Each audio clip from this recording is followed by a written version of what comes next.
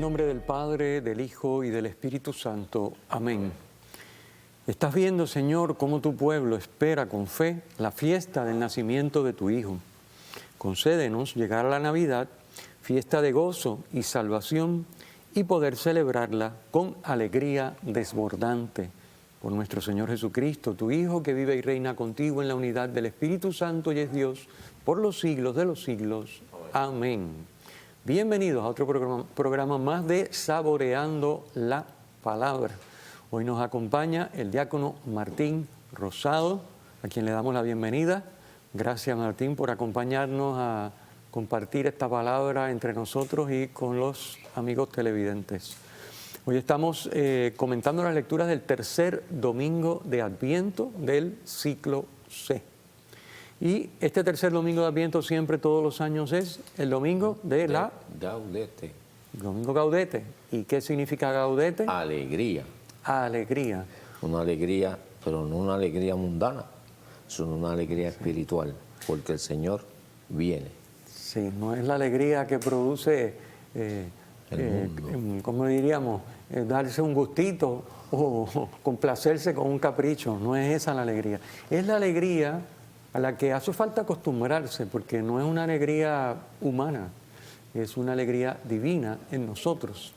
Es la alegría de Dios en nosotros más plenamente.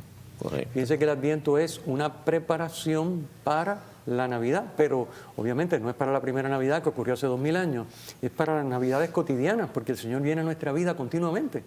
Y entonces, pues hay que irse preparando para acoger mejor a Jesús cada día en nuestra vida. Y también para la segunda venida, que está garantizada y prometida y no sabemos cuándo. Así que la alegría es fruto de acoger a Dios más plenamente en nuestra vida. ¿Cómo lo acogemos? Lo hemos dicho 1000 veces. A lo mejor saldrá hoy en el comentario, pero ¿cómo lo acogemos? El Evangelio nos va a dar unas ideas de lo que le responde Juan Bautista a los que le preguntan. Pero ¿cómo acogemos mejor a Jesús? Pues alineándonos con mayor fidelidad a la voluntad de Dios. Y para hacer eso no es cuestión de mucho esfuerzo, no es cuestión de sacar mollero, es cuestión de abrirnos cada vez más a la gracia. Por lo tanto, saborear cada vez más y con mayor profundidad la palabra y, por lo tanto, saborear también y con mayor profundidad y con mayor provecho los sacramentos que recibimos, sobre todo una vez que uno tiene la iniciación cristiana, pues la confesión y la Eucaristía. Sí, bien, pues vamos a la primera lectura. Ya hicimos esta introducción de la alegría, pero no nos podemos demorar mucho porque después se nos acaba la alegría, porque el programa nos dicen se acabó y hay que correr. Entonces no queremos correr, vamos a tratar de hacerlo bien. Primera lectura está tomada del profeta Sofonías. Capítulo 3, Sofonías. Sofonías, estamos hablando del siglo V antes de Cristo, año 639 al 609. Sofonías habla de el día del Señor. Recuerden que para los judíos el día del Señor es el día del juicio, es el día de la venganza, en el sentido de que ellos entendían que la acción de Dios para acabar con el mal y con los malos era erradicarlos. Claro, Dios nos sorprende porque, y de hecho eso es uno de los grandes problemas que tenían los judíos para aceptar a Jesús. Dios elimina el mal redimiendo. Y redime a base de amar. Entonces eso es como que, no, pero eso no puede ser, porque si tú amas al que te quiere matar, pues va a acabar matándote. Y dice, bueno, eso fue lo que le pasó, claro, pero como Dios tiene la última palabra no fue la cruz, fue la resurrección. Así que esta es la idea, pero Sofonías nos habla de un juicio, de un día del Señor, de un erradicar el mal de esa manera, que era como ellos la concebían, y obviamente conscientes de que ese mal era fruto del pecado del pueblo. ¿Okay? Entonces, pero hacía falta confiar en el Señor. Y nos manda a ser humildes, a encontrarnos con nosotros mismos para nuestra purificación, para que cuando llegue ese momento nos encuentre limpios, nos encuentre purificados y poder entrar e irnos a lo que Él nos ha prometido, a una tierra santa, a un reino eterno.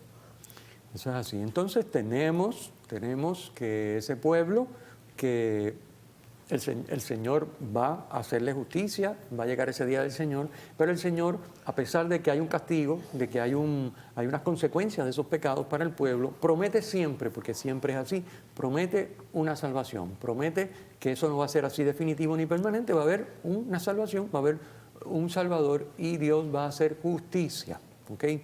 Justicia, bueno, en términos de justicia sería más bien con Él mismo, porque con el pueblo, si fuera a hacer justicia, se quedaría en el castigo, pero no. Dios promete siempre que va a haber una salvación, que eso no va a ser definitivo, las consecuencias del pecado, que Él va a intervenir en favor de su pueblo. Bueno, entonces, eso es lo que nos enseña, y por lo tanto, está escogido este fragmento para recordarnos que, aunque tengamos pecado, aunque no seamos merecedores, porque no somos merecedores de nada, todo es pura gracia, Dios siempre está disponible, amándonos. Y podemos abrirnos a su amor en cualquier momento, no importa lo que haya pasado, no importa lo que hayamos hecho, no importa. Podemos abrirnos a su amor, acogernos a su perdón, y Él siempre está ahí para nosotros. Por lo tanto, es motivo de alegría. Sí, y también nos invita a que cambiemos esa tristeza de la condenación a una alegría. ¿Por qué? Porque nos promete una salvación, es una promesa de Él que nosotros tenemos que creerla y tenemos que vivirla y entender y tener conciencia de eso. De que esa alegría, como dijimos al principio, no es una alegría del mundo, sino es una alegría eterna que viene del Espíritu, que viene de Dios, que eso es lo que Él nos ha prometido. Sí, es la alegría de ser amado por Dios, pero resulta que Dios es amor. Así que ser amado por Dios es lo mismo que abrirse a que Dios viva en nosotros, porque Dios es amor. De hecho, uno cuando se arrepiente del pecado, va transformándose, se va abriendo a ese amor de Dios, a ese Dios que es amor, Dios en nosotros, entramos en comunión con Él, y la idea es que cada vez es más plena esa comunión, cada vez es más perfecto nuestro alineamiento con la voluntad del Señor, cada vez son menos cosas las que nos sacan de carrera, se supone, ¿verdad? Ese es el proceso en el que vamos caminando, que es un proceso paralelo a lo que nos va indicando el tiempo de Adviento. El tiempo de Adviento significa venida, la venida de Cristo. Entonces, preparándonos para la venida de Cristo, para la segunda venida, por supuesto, y para las venidas cotidianas de Cristo, se supone que cada vez nos alineamos con mayor perfección a su voluntad. Y eso permite que Él, que es amor, esté más plenamente en nosotros, lo cual nos capacita para amar de manera más perfecta cada vez. Y esa es la estrategia. Obviamente, esta profecía de Sofonía se cumple en ¿quién? Esta salvación que Dios promete, esta alegría porque todo no termina en el pecado y las consecuencias, se cumple plenamente en Jesucristo, que es a quien vamos a celebrar próximamente ahora en la Navidad.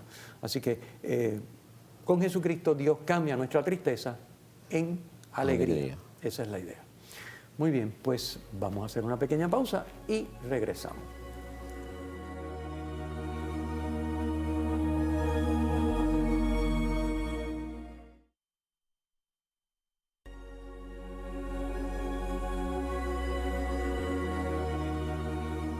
De regreso, saboreando la palabra, comentando las lecturas del tercer domingo de Adviento del ciclo C, el domingo de la alegría.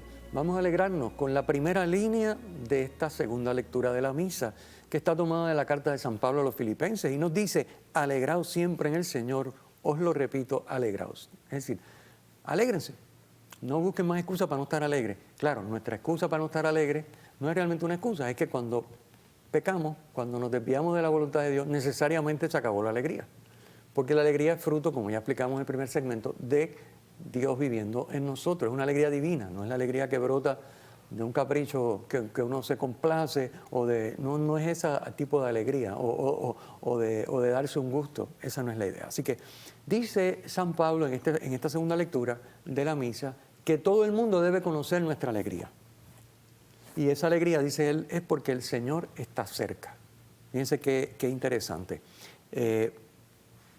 Ya hemos explicado cómo es la alegría. La alegría no obedece, pusimos el ejemplo de las cosas que a uno le gustaría y de las cuales uno se supone, de hecho, las cosas con las que uno se complace y se da un gusto o hace algo que le agrada, son alegrías momentáneas, porque eso pasa y se acabó. Entonces, pero lo mismo pasa también con las dificultades. Es decir, uno puede estar muy en paz, muy tranquilo, pero viene una dificultad y eso puede ser que te abaje el ánimo, pero no es final, no es definitivo, no es la última palabra, siempre la tiene Dios. Así que ni por las cosas que vemos como buenas y que nos gustan, ni por las cosas que vemos como malas, dificultades o sufrimientos, debe uno ni alegrarse por la primera, ni perder la alegría por la segunda. La alegría, dice San Pablo, que debemos estar en todo momento alegres, pero alegres en el Señor. Esto es bien importante y es la alegría de la que nos habla tercer domingo de Adviento. Cristo está en nosotros si nos empeñamos en vivir su voluntad. Y cuando Cristo está en nosotros y nos capacita para amar con Él, que es amor, Dios es amor, pues entonces estamos alegres porque estamos realizando la vocación para la que fuimos creados. Correcto. Esa es la estrategia, esa es la idea. Sí, y que a pesar de los sufrimientos, a pesar de nuestra enfermedad, debemos de aprender a estar alegres. ¿Y cómo lo podemos hacer? Por testimonio vivo, es ofrecer nuestro dolor, ofrecer nuestros sacrificios. A veces, cuando me dio cáncer, yo tuve cáncer, pues me decía, pero es que tú no notas que tú tienes cáncer. Y dice, no, porque yo ofrecía eso. Me hice como ofrecí como en la cruz de Jesucristo, pues yo lo hice. ¿Por quién? Por aquellas personas que no tenían a nadie, que no tienen que los cuidara, por las enfermeras, por las doctoras. Y de eso es lo que nos pide, que estemos alegres a pesar del sufrimiento, a pesar de nuestra debilidad, que estemos alegres porque nosotros somos los que nos tenemos que enfrentar a eso. Como el amor de Dios que nos da a cada uno de nosotros, lo podemos poner al servicio de los demás, para nuestra salvación y para la salvación de los demás. Que eso es lo que nos pide en este momento, estar alegre, porque Él nos ha prometido una tierra santa. Sí, porque la última palabra la tiene Dios, la tiene el bien, la tiene la bondad, la belleza, la verdad, que es Dios. Así, no podemos decir, pierdo la alegría porque hay algo momentáneo que me la quita. De nuevo, si es así, es porque esa alegría es una alegría que no es la alegría que procede de Dios. Y esa es la que tenemos que buscar. Y ya hemos dicho, pero vamos a volverlo a repetir, ¿cómo buscamos esa alegría? Abriéndonos cada vez más, con mayor fidelidad a la voluntad de Dios, apoyados en Él, no en nuestro esfuerzo, ¿verdad? No sacando molleros, sino apoyándonos en la gracia, apoyándonos en Dios. Por lo tanto, indispensable el tema de la oración. El que no ora, su alegría no puede ser la alegría de este tercer domingo, porque si es una alegría que proviene de Dios y no dedicamos tiempo a estar con Dios, a escuchar a Dios, a leer su palabra, pues es imposible que tengamos esa alegría. El que no frecuenta la confesión, pues no puede tener este tipo de alegría, porque este es el tipo de alegría de experimentar el amor de Dios. Y para nosotros pecadores, la mayor expresión del amor de Dios es precisamente su perdón incondicional que recibimos en el sacramento de la confesión. Así que si no nos confesamos nunca, o nos confesamos cada 5 años, o cuando ya la cosa está, no sé, o cuando tenemos un problema bien grande, entonces realmente lo que queremos es ir a hablar con el sacerdote para desahogarnos, y de paso le decimos, padre, es que hace 5 o 10 años que no me confieso, vamos a aprovechar. Bueno, pues más vale tarde que nunca, ¿verdad? Pero qué pena que no valoremos el sacramento de la confesión como una vía directa a la alegría profunda que Dios nos concede cuando está en nosotros. Qué pena. Correcto. Que no hemos, o sea, la confesión es como algo como que no hace falta. Imagínense ustedes. Así que, claro, hay mucha gente que se confiesa regularmente y gracias a Dios que eso es así y qué bueno y le doy gracias a Dios por eso, pero hay muchas personas que simplemente no, y entonces no vamos a tener esa alegría si no frecuentamos la confesión. ¿Y qué quiere decir confesión frecuente? Quiere decir confesión mensual. Digo, por si alguien pregunta, no, yo lo hago cada 2 años. No. O mira, cada año, porque la iglesia dice que es cada año. Ya eso ni se sabe que la iglesia dice que hay un mandamiento que es cada año. No importa. Confesión frecuente, ¿a qué me refiero? Mensual, eso es lo que estoy diciendo. Confesión frecuente es mensual. O más frecuente, si es necesario, por supuesto. Obviamente, si yo he perdido la alegría porque tengo un pecado grave, pues voy corriendo a recuperar la alegría, porque ¿cómo lo hago? Recuperando la presencia de Dios en mí, pidiéndole perdón, que yo sé que me va a perdonar de cualquier cosa. ¿Por qué no voy a ir si me va a perdonar? Es que esto no tiene sentido. No sé, además es un ejercicio extraordinario de humildad. Porque es reconocer, mira, lo único que yo tengo es pecado. Perdóname, pero vengo a ti porque tú me lo has dado todo a pesar de mi pecado. Tú me das también el perdón.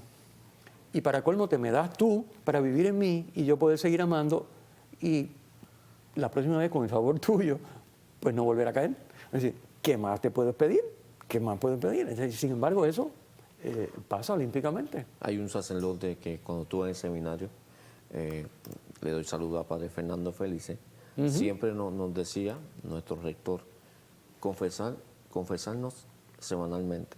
Bueno. Y mi director espiritual, pues, claro, pues nos enseñaba eso, que aunque no tuviéramos pecados mortales, sino veniales, pues ahí aumentaba la gracia.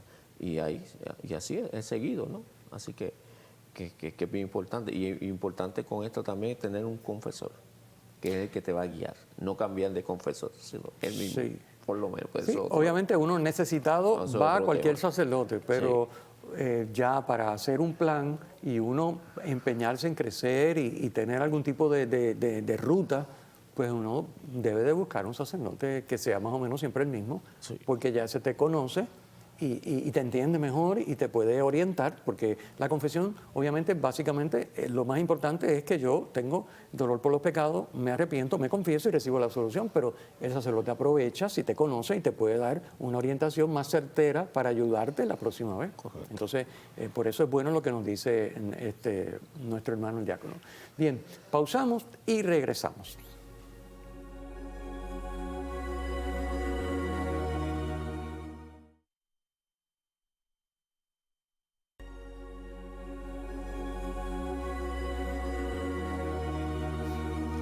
Regreso, saboreando la palabra, comentando las lecturas del tercer domingo de Adviento, ciclo C, con nuestro hermano, el diácono Martín Rosado.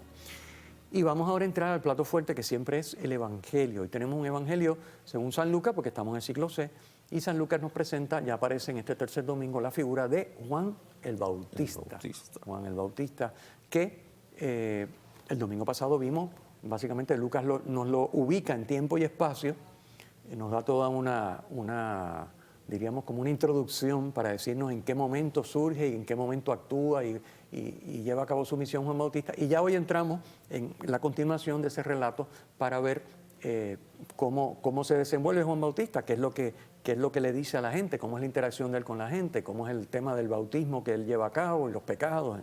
Así que eso es lo que encontramos en el fragmento de hoy, que es muy útil para nosotros, porque Juan Bautista, el precursor, en definitiva, lo que está haciendo es, como dice Isaías, preparando, allanando el camino del Señor, preparando ese camino. Y ese camino se prepara, obviamente, todavía no está la nueva alianza en vigor, todavía no está Cristo, simplemente Él lo que está es preparando, que sería muy bueno para nosotros, por ejemplo, Juan Bautista es el modelo como para preparar una buena confesión. Es decir, si tú estás en un pecado grave y has perdido esa comunión con Dios, pues obviamente Juan Bautista es un buen modelo, porque Juan Bautista te va a decir, usted organícese, póngase derechito, mire, está fallando en esto, pues a ver cómo la próxima vez, examínese bien a ver qué más hay, no, pues a ver cómo la próxima vez qué usted hace para no ponerse en ocasión de pecar con la misma cosa. Así que eso es básicamente lo que encontramos hoy en Juan Bautista. Juan Bautista es un llamado a la conversión, un llamado a abrirse a la acción de Dios en nosotros para que nos transforme interiormente y podamos recorrer el camino que Él nos traza, que es el camino de su voluntad para cada uno de nosotros. Así que esa es la figura que encontramos en este domingo. Y es muy interesante porque el Evangelio nos narra cómo se le acercan distintos grupos de personas. Y esos distintos grupos de personas, pues, le hacen las consultas, como las que decía nuestro hermano el diácono, decimos, uno siempre debe ir al mismo confesor. Entonces, esta gente iba a Juan Bautista y le preguntaba, oye Juan, ¿qué debemos hacer? Mira, nosotros somos publicanos, recaudadores de impuestos, ¿qué debemos hacer? ¿Qué debe hacer un recaudador de impuestos? Sobre todo cuando corría allí por la libre sin ningún tipo de supervisión. ¿Qué debe hacer? Ser justo, entregar todo lo que se robó. Bueno, no robar. Jesucristo dice raza, bueno, y usted decíamos fuera del aire que Jesucristo, él no le decía raza de víboras como en el otro texto. Sí, en el ciclo A, esto, Juan Bautista está repartiendo leña. No, aquí no. Aquí le preguntan y él le dice, ¿qué hace un publicano, un recaudador de impuestos? Pues no quiten más de lo que es correcto. O sea, ¿cuánto tiene que pagar la persona? Pues eso, no le cobren de más. Pues claro, ya se sabía que en esa época el publicano cobraba de más y, bueno, en esa época y en todas las épocas, no todos, pero algunos, y se lo embolsicaba y ya estaba. Claro, y entonces, pues, ¿qué tiene que hacer? Pues, obviamente, hacer lo que Dios haría. ¿Dios cobraría además para beneficio propio? No, pues cobra lo que está mandado, ¿verdad? Y los soldados, pues obviamente también unos soldados que corrían por la libre, muchas veces sin supervisión, igual que el publicano, pues ¿qué tenemos que hacer? Pues chicos, no extorsionar a la gente. Es decir, mira, nosotros, si tú no nos das estos chavitos, aquí vas a tener problemas con nosotros, te metemos preso, te hacemos, te dejamos de hacer. Pues no, eso no, porque eso es una injusticia, es una cosa terrible, ¿no? La vemos en nuestros días, continuamente, lamentablemente, y en cosas bien terribles, ¿no? O sea, esto ya es una cosa... Pero es lo mismo que está diciendo Juan Bautista. por favor, hagan lo justo, lo correcto, obren conforme a la verdad. No sean... Sí, no sean Ya, no se apeguen a las cosas, hagan, pues es que si no hacemos la voluntad de Dios porque nos apegamos a las riquezas, a las influencias, a los poderes, a las posiciones, pues ya, olvídate de Dios y olvídate de la alegría y olvídate de todo. O sea, si tu alegría es los chavitos de más que te estás robando, puede ser tu alegría. ¿Y sabes qué pasa? Cuando esos chavitos se bajen o los pierdas o te enfermes y no te sirvan los chavitos, ya no vas a tener la alegría. Correcto. Es más, después que te los robaste, a los 2 días ya no te da alegría esos chavos, porque tú quieres más. Y por eso es que hablamos de que la alegría de que este domingo trata es la alegría profunda que viene de la comunión con Dios, de actuar en su voluntad, de convertirse, de dejarse transformar por Él para hacer las cosas como Él quiere, según su voluntad. Y dice, hay un refrán que dice, lo mal quitado no se vive, lo mal quitado no luce. Así que tenemos que estar conscientes con eso también. Claro. Así que básicamente lo que nos está enseñando este pasaje, Juan a distintos tipos de personas le va diciendo distintas cosas porque para cada uno de nosotros el proceso de conversión y el proceso de caminar hacia la comunión más plena con Dios recorre distintas rutas, distintos caminos, cada uno según su posición, según sus capacidades, según lo que sea, su vocación, en fin. Hay una serie de cosas que el Señor nos está pidiendo a cada uno, pues esas son las que tenemos que ir revisando. Por eso es bueno este Evangelio, porque es básicamente una invitación, un examen de conciencia profundo. Y yo creo que en un tercer domingo de Adviento es muy oportuno. Miremos qué cosas todavía en mi vida necesitan definitivamente conversión y qué pasos voy a dar, qué pasos voy a dar para dejar a Dios ayudarme, apoyarme yo en Él y lograr ese cambio que estoy buscando para ser más fiel a la voluntad de Dios. Así que esa es la idea. Fíjense que Juan Bautista todo lo refiere a Dios, a Jesús.